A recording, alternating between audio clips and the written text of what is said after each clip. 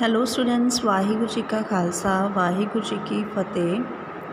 Students, I hope you all are well at your home and बेटा I hope कि तुसी सब ने अपनी लास्ट क्लास काफ़ी बच्चों ने मेजोरिटी स्टूडेंट्स ने अटेंड की आ। जिहड़े बच्चों ने अटेंड नहीं की, अगर तुहाडे फ्रेंड सर्कल दे विच हैगे आ दैन सब नूं कहना कि अपनी क्लासिस अटेंड करन, बिकॉज ये तुहाडी बोर्ड की क्लास हैगी आ एंड ये तुहाडे सब लई जरूरी आ कि तुसी कोई भी अपनी क्लास जिहड़ी मिस ना करो। ठीक आ। सो असी लास्ट क्लास दे विच शुरू कीते सी रैशनल नंबरस। असी रैशनल नंबरस दीयां प्रॉपर्टीज़ पढ़ियां सी, जिवें क्लोजर एसोसीएटिविटी पढ़ी सीगी, कॉम्यूटेटिविटी पढ़ी सी, एडिटिव आइडेंटिटी मल्टीप्लीकेटिव आइडेंटिटी पढ़ी सी, रेसिप्रोकल पढ़िया सी। उस तो बाद हुण इस क्लास दे विच असीं बेटा डिस्ट्रीब्यूटिव प्रॉपर्टी पढ़ांगे। तुसीं distributive property already 6th class तो पढ़ रहे हो। की हुंदी है डिस्ट्रीब्यूटिव प्रॉपर्टी? बेटा तुहानूं मैं ऑलरेडी कहा सी कि तुसीं अपने कॉपी के उपर सारा कुछ नोट करना वा, जो कुछ भी मैं तुहानूं नोट करवाउणी है। ठीक है, because short question MCQ fill-ups इन्हां दे विचों ही होणी आ तुहानूं। डिस्ट्रीब्यूटिव प्रॉपर्टीज़ की हुंदी आ कि ABC कोई भी नंबर्स हैगे, इंटीजर्स हैगे आ, A into B plus C equals to A into B plus A into C। Sometimes सानू लैफ्ट हैंड साइड दित्ती हुंदी आ, असी राइट सॉल्व करनी हुंदी। समटाइम्स सानू राइट दित्ती हुंदी, फिर असी A कॉमन कढ लैने आ। ठीक है, ये प्लस के उपर भी होल्ड करती है, माइनस के उपर भी होल्ड करती है। ठीक है, वैसे आ चीज़ नहीं करी दी आपां, बिकॉज असी ऑलरेडी क्या A B ते C कोई भी इंटीजर्स आ, अगर C नैगेटिव होगा दैन मतलब क्लीयर आ कि माइनस का साइन आऊगा। ठीक है, सो आ वाली प्रॉपर्टी तुसी राइट डाउन करनी है। ठीक है स्टूडेंट्स, सो हुण बेटा असी अपनी एक्सरसाइज शुरू करांगे। Exercise number 1.1। Exercise number 1.1 question number first. Be careful बेटा, तुसी एक क्वेश्चन बड़े ध्यान नाल समझने आ, बिकॉज दो पार्ट्स पाए दे, दोनों ही बहुत इंपॉर्टेंट आ। ठीक है, फर्स्ट है वा using appropriate properties find first and second part given आ। ठीक है, so exercise number 1.1 question number first part first, -2/3 into 3/5 plus 5/2 minus 3/5 into 1/6। Property use करके क्वेश्चन सॉल्व करना वा। अगर उन्होंने मैंशन किया ना प्रॉपर्टी यूज़ करनी, then you have to use the property. अगर तुसी नहीं करते दैन बेटा वो मार्क्स कट्टे जाते तुहाडे। ठीक है, हुण इस क्वेश्चन दे विच देखो, ए टर्म मल्टीप्लाई दियाँ दो, इसी तरह ये दो टर्म्स मल्टीप्लाई दियाँ, मैं इन्होंने अलग कर लेनी। -2/3 इंटू 3/5। हुण वेखो साइन भी नाल ही लैके आना इहदा। ठीक है, -3/5 इंटू 1/6, पिछे की बचिया +5/2। हुण इस ते इस दोनों दे विच की चीज़ कॉमन है की है? तुसी बेटा कटिंग नहीं करन बह जाना कि 3 ਨਾਲ 3 कटदा। No, we have to use property. ठीक है, तुसी वेखो इहदे विच ते इहदे विच की कॉमन है? की कॉमन है दोवां दे विच? 3/5। मैं 3/5 नूं कॉमन कट लेनी। जदों मैं 3/5 मल्टीप्लाई कॉमन कट लिया, की बचिया इत्थे -2/3। नैक्सट साइन किहदा माइनस, आ चीज़ मैं कॉमन कट ली हुई है, की बचिया 1/6 प्लस 5/2। मैं की किया वा, मैं यही डिस्ट्रीब्यूटिव प्रॉपर्टी जिहड़ी सी ना, ये राइट हैंड साइड दी हुई सी। हाँ, कुछ बच्चे तुसी ये नहीं कन्फ्यूज़ होना कि इत्थे 3/5 पिछे आ जाए, इत्थे 3/5 अगे आ। नो बेटा, मल्टीप्लाई हो रही चीज़ां। असी कॉम्यूटेटिविटी प्रॉपर्टी पढ़ी सी ना, A into B equals to B into A। ठीक है, सो इस करके इस चीज़ की वरी नहीं करना कि 3/5 अगे या पिछे, तुसी जस्ट देखो कि दोनों टर्म्स मल्टीप्लाई हो रही। ठीक है, ये किहड़ी प्रॉपर्टी असी यूज़ की आ? Distributive property. नाल प्रॉपर्टी का नेम मैंशन करना। उस तो अगे कैलकुलेशनस आ जस्ट 3 ते 6 का एलसीएम लईए 6 एलसीएम आ जाना। उस तो बाद तुहानूं कैलकुलेशन सॉल्व करनी होंदी होएगी। जो एलसीएम हुंदा वा उहनूं डिनोमीनेटर नाल डिवाइड कर देईदा। अगर मैं 6 नूं 3 नाल डिवाइड करूँगी तो मेरा कोशेंट आ जाना 2, ठीक है। तो 2 नूं मैं न्यूमीरेटर नाल मल्टीप्लाई कर देना, ठीक है। फिर की आ 6 मैं एलसीएम नूं डिनोमीनेटर नाल डिवाइड किया, 6 नूं 6 नाल डिवाइड किया 1 मल्टीप्लाई न्यूमीरेटर नाल, ठीक है। कोशेंट 6 नूं 6 नाल डिवाइड करांगे कोशेंट 1 आ जाना तो न्यूमीरेटर मल्टीप्लाई 1। जे तुहानूं शॉर्टकट नहीं याद तो बेटा इत्थे लिख लो कि जिहड़ा एलसीएम हुंदा वा इहनूं डिनोमीनेटर नाल डिवाइड करीदा, ठीक है। जो भी इहदा कोशेंट आवे उहनूं असीं न्यूमीरेटर नाल मल्टीप्लाई करीदा, ठीक है। ये तुसीं ब्रैकेट च चाहे लिख लो जिवें भी तुहानूं ईजी लगदा है।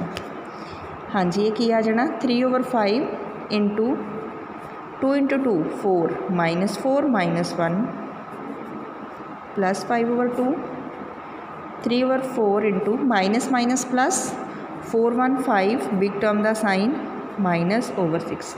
दो साइन इकट्ठे नहीं होंदे, असी ब्रैकेट पा लेने प्लस 5/2। हुण देखो कटिंग होंदी, यस 5 1 ज़ा 1 5 1 ज़ा 5 3 1 ज़ा 3 3 2 ज़ा 6 की आया 1 1 ज़ा 1 -/1 2 ज़ा 2 प्लस 5/2। हम फिर एलसीएम ले लो 2 आ सेम लाइक टर्म्स आ, जो लाइक टर्म्स होने तो तुहानूं पता सिंपल कैलकुलेशन हो जांदियां। कितना आ जाना माइनस प्लस माइनस 5 चों 1 गए 4 4/2। यदि मैं कटिंग की आंसर आ जाना 2, ठीक है।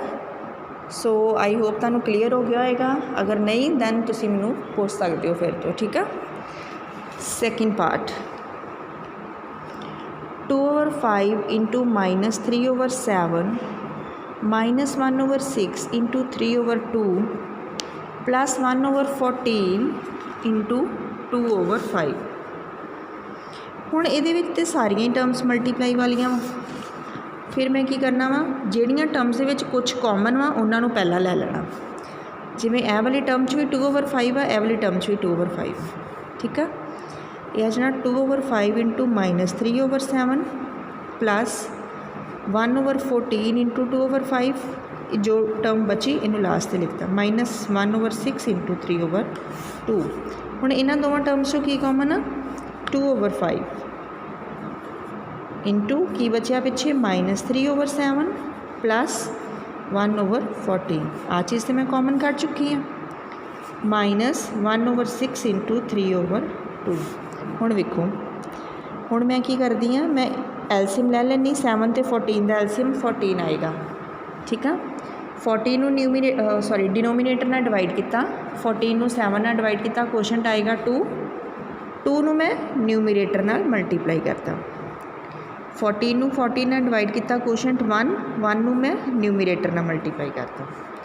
हुण इह चों ते कुछ भी कॉमन नहीं निकला, यदि भावें इत्थे कटिंग कर लो भावें लास्ट स्टैप च कर लियो, ठीक है। मैं इत्थे कर दिन्नी हूँ 3 1 ज़ा 3 3 2 ज़ा 6, ठीक है। यह आ जाना 2/5 इंटू 2 3 ज़ा 6 नाल माइनस प्लस 1 1 ज़ा 1/14। इत्थे की बचिया -1 इंटू 1 1 2 इंटू 2 4। यह आ गया 2/5 इंटू माइनस प्लस माइनस 6 चो 1 गए 5, बिग टर्म केड़ी 6 का साइन की माइनस का /14 -1/4। 5 1 ज़ा 5 कटिंग होगी, 2 1 ज़ा 2 2 7 ज़ा 14। ये आ जाना 1 1 ज़ा 1 नाल साइन की -/7 -1/4। फिर उस तो अगे की करना, एलसीएम ले लेना 7 4 का एलसीएम आ जाना 28। फिर उस तरीके नाल ही एलसीएम नूं डिनोमीनेटर नाल डिवाइड करो, 28 नूं 7 नाल किया 4, इनू असीं न्यूमीरेटर नाल मल्टीप्लाई करता, बेटा सेम मैथड फॉलो किया। ये आ जाना minus minus plus 4 7 11 big term का साइन -11/28। ये साडा आंसर आ जाना, ठीक है।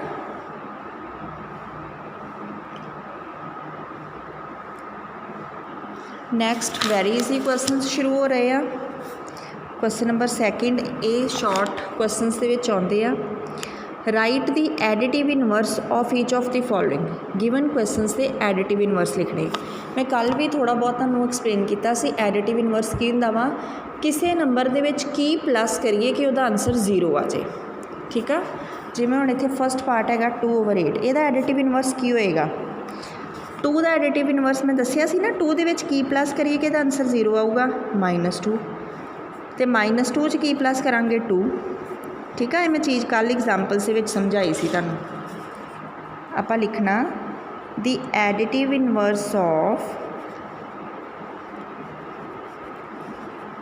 2/8 इज़ -2/8। क्यों? बिकॉज अगर मैं 2/8 प्लस कर दूंगी -2/8, 2/8 प्लस माइनस -2/8, इतों सीधा भी कर सकते हैं 2/8 -2/8 0। ठीक है, जे पॉजिटिव टर्म आ इनवर्स नैगेटिव च आ जाएगा, अगर नैगेटिव च टर्म आ तो वह इनवर्स पॉजिटिव च आ जाएगा। ठीक है, next -5/9 solution the additive inverse of -5/9 is, हुणे नैगेटिव वा इहदा एडिटिव इनवर्स पॉजिटिव आ जाना, बिकॉज मैं -5/9 प्लस 5/9 करूँगी तो मेरा आंसर 0 आ जाएगा। ठीक है, इसी तरह थर्ड पार्ट -6/-5 सॉल्यूशन -6/-5, ऊपर भी माइनस नीचे भी माइनस कैंसिल हो जाऊगा, कितना आ जाना 6/5। इट मीनस मेरी स्टेटमेंट की है हुण 6/5। The additive inverse of 6/5 is -6/5 because 6/5 plus -6/5 equals to 6/5 -6/5 equals to 0। ठीक है, नैक्सट हैगा फोर्थ पार्ट। हाँ जी बेटा, कई स्टेटमेंट्स दे विच ना नैगेटिव नीचे लगा होना वा, उहदा ये मैटर नहीं करता। मतलब जे तो 2 नैगेटिव आ तो कैंसल आउट हो जाते, अगर एक वा दैन उपर हो नीचे हो, इट मीनस वो टर्म नैगेटिव दी आ। 2/-9 मैं इहदा फोर्थ पार्ट मैं करवाउण लगी, फिफ्थ तुसीं करना। ठीक है, the additive inverse of 2/-9 is 2/9 because 2/-9 plus 2/9 equals to, मैनू उपर भी कर सकती हैं जो एक ही माइनस वा, इट मीनस वो उपर भी लिख सकते हैं इक्वल्स टू 0। ठीक है, फिफ्थ पार्ट जोड़ा वा तुसीं करना। Then question number third, verify that -(-x equals to x। वैसे तो सानू पता वा माइनस ऑफ असी ना आम तौर पर ही कर दें कि -(-2) जो 2 का हो जाता माइनस माइनस प्लस, बट इत्थे असी एक्सप्लेन करना वा। ठीक है, असी फस्ट पार्ट लेने x इक्वल्स टू 11/15। कित्थों शुरू करना असी एडिटिव इनवर्स तो। ठीक है, the additive inverse of 11/15 is -11/15 because 11/15 plus -11/15 equals to 11/15 -11/15 equals to 0। Same उपर तरीके नाल कीता। सिमिलरली अगर 11/15 का एडिटिव इनवर्स ए वा तो एदा एडिटिव इनवर्स ऑबवियस ए होएगा। मैं एक्सप्लेन किया सी ना 2 का एडिटिव इनवर्स -2 आ तो -2 का की होएगा 2। अगर 11/15 का एडिटिव इनवर्स -11/15 वा then additive inverse of -11/15 is 11/15 because -11/15 plus 11/15 equals to 0. So it means कि -11/15 का मैं इनवर्स किया तो मेरा की आता वा 11/15। इतों प्रूफ हो गई ये चीज़ कि अगर मैं -11/15 का इनवर्स लेनी हाँ दैन वो मेरा पॉजिटिव 11/15 होता, hence verified.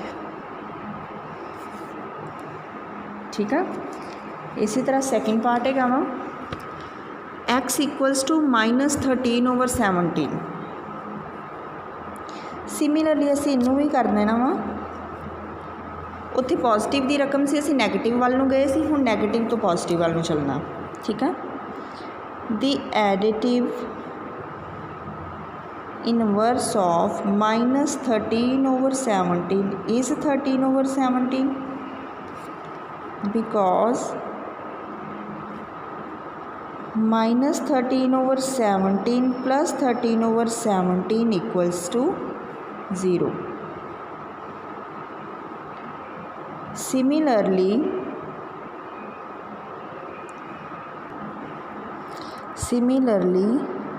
additive inverse of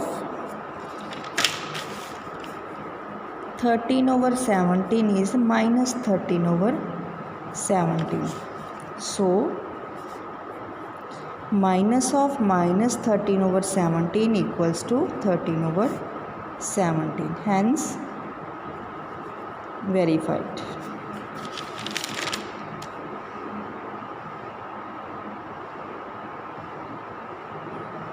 इत्थे ना एक स्टैप ऐड कर लो, दैट इज़ इनू दैट इज़ बोलते minus of -x equals to x। इत्थे भी ऐड कर लो, that is minus of -x equals to x। ठीक है। सो बेटा ये साडा अज वास्ते इन्ना ही आ, क्योंकि अज तुसी न्यू हो तो थोड़ा यूज टू हो जाएंगे, फिर असी लैक्चर होर लंबा करांगे अपना। तुसी कंप्लीट कर लेना अपनी फेयर कॉपी के उपर, अगर कोई मुश्किल है दैन पूछ लेना। एक चीज़ बेटा होर मैं कहनी सी कि अगर कोई वीडियो मैं पा रही हाँ जिवें उहदे विच ऑलरेडी डेट मैनशनड आ, then ignore that date please. ठीक है। And note down the fresh date, जो प्रेजेंट डेट आ, जिवें हुण अज की डेट हैगी आ, अज हैगी अपनी 28 ऑफ अप्रैल। सो तुसी अपनी कॉपी के उपर प्रेजेंट डेट डालनी है। ठीक है। जो अज की डेट आ उही डालनी, अगर कोई पुरानी डेट शो हो रही उहदे विच दैन उन्होंने डिलीट कर देना तुसी। ठीक है। इनू इगनोर करना, तुसी अज की डेट 'च अपना काम करना सारा, तो प्रॉपर तुसी जदों भी फेयर कॉपी ते काम करना डेट्स वगैरह प्रॉपर पईयां होणियां चाहीदियां तुहाडी कॉपी के उपर। ठीक है। सो अज असी मेन की कीता वा, असी डिस्ट्रीब्यूटिव प्रॉपर्टी कीती ते एडिटिव इनवर्स कीते आ, ते नैक्सट क्लास दे विच असी मल्टीप्लीकेटिव इनवर्स बारे पढ़ांगे। ठीक है। So thank you students and have a good day. Waheguru ji का खालसा, वाहिगुरू जी की फतेह।